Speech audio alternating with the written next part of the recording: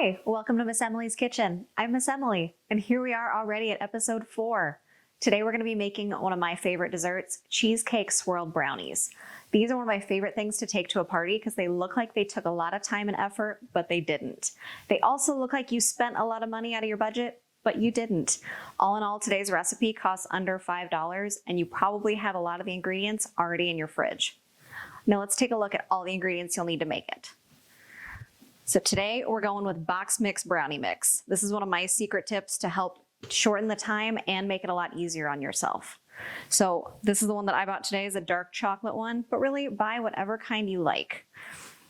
So what goes into it's going to depend on the box mix, of course. Mine requires a half a cup of vegetable oil, quarter cup of water, and 2 eggs.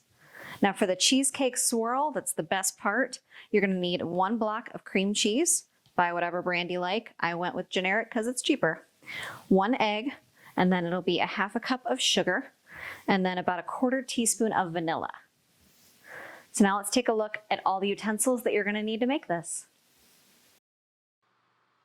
And here's all the utensils: an electric mixer, a mixing bowl, a spatula, an 8 by 8 inch baking pan, another mixing bowl, a toothpick or a large skewer, and a whisk. So now let's mix together our brownie batter. You're going to want to follow your box mix instructions. So we're going to take our mix, pour it in a big mixing bowl. It already smells like chocolate, so I'm a happy camper. All right, get all that goodness in there. You're going to want to add, well, this one is going to have you add a half a cup of oil, a 1/4 cup of water, and 2 eggs. Make sure to avoid getting any shells in there. All right, now you're just going to use your whisk and whisk it all together.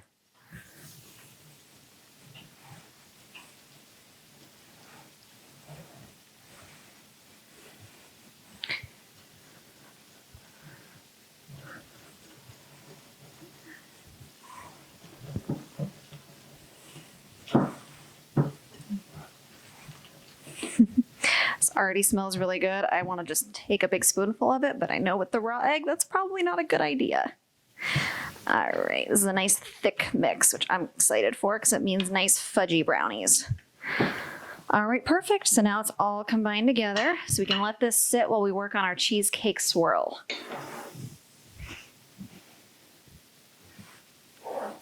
All right, so for the cheesecake swirl part, we're gonna take our cream cheese, pop it out. You're gonna wanna let this sit at room temp for a little bit, so that way it's easier to mix. So a whole block of cream cheese.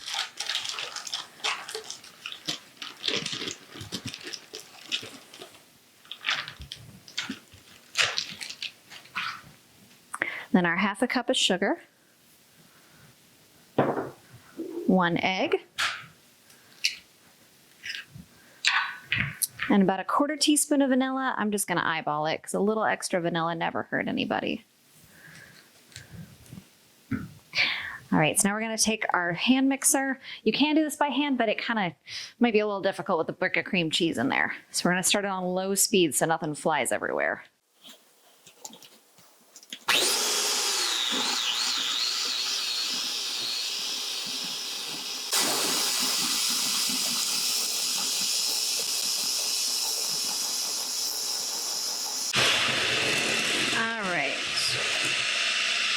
So you can see that's just getting combined. I'm gonna keep mixing it till it's nice and smooth because there's still some chunks in there.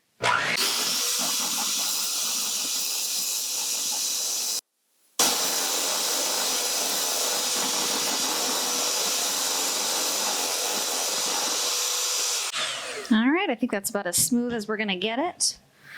So I'll pop these off so they're not dripping everywhere.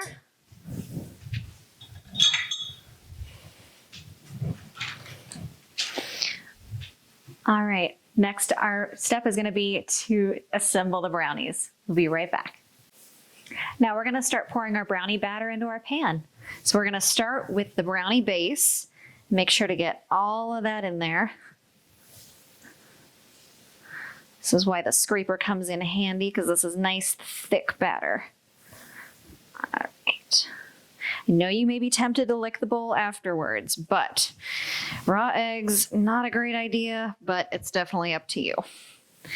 All right, so got that all in. You want to make sure that it's spread to all the corners of the pan, because this is your base, so it's the most important part, that it's spread evenly everywhere. Perfect. So now we take our cheesecake topping and really just kind of pour it on top. We're going to fix this in a little bit, so it doesn't really matter what it looks like, because it's going to get swirled together. You can even use the same scraper from earlier. If it gets a little chocolate in it, no problem. Nice part about this is it doesn't have to look perfect. So now we take our large skewer, or you can use a toothpick or a fork, really whatever you want, and just start drawing in it. You're gonna just wanna swirl everything together. And really, if you wanted to bring your spatula back out to kind of make these swirls a little bigger, no problem. We'll just mix it around. The skewer is not quite giving me what I want, so I'm going to take the spatula, pick up a little bit of that chocolate from the bottom, because that'll make it look all the prettier. And the nice part is once this bakes, it looks so good, it doesn't even matter what this part looks like right now. Because honestly, it looks a little gross, but when you bake it, oh, it gets so yummy. All right.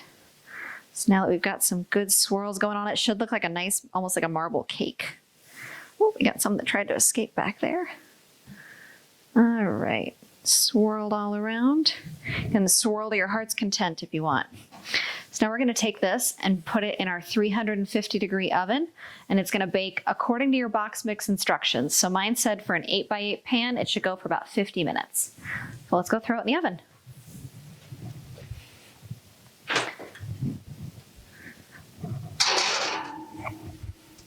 We'll probably check back in on that guy in about 45 minutes. I know the box says 50, but just in case, don't want to overdo it. So we'll be back in about 45 minutes. So these are looking pretty good. The easiest way to test if they're done is to actually kind of pull them out just a little bit, and you can take a toothpick, or I've got a large skewer, and just kind of give them a little poke. And if the toothpick comes out clean, you're good to go. We'll go ahead and pull these out. Put them over here.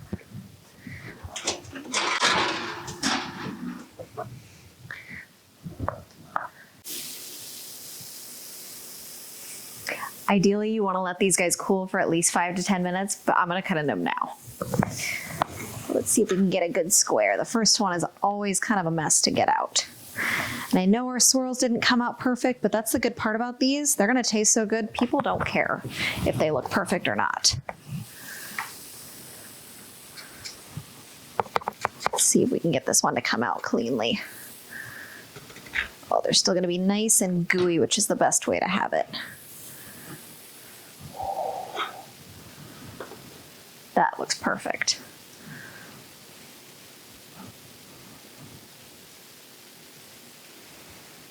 All right, I'm going to try it because I'm too excited to wait. They're still warm and really fudgy in the middle, and you get that nice cheesecake on top, which kind of makes it, keeps it from getting too sweet. This is my favorite part of the whole thing. Thank you guys so much for watching this episode of Miss Emily's Kitchen. If you're following us on Facebook, make sure to like this video and share it with your friends. If you're one of our Facebook viewers, make sure to hit that thumbs up button and subscribe to our channel so you can watch more videos. Thanks guys, and see you next time.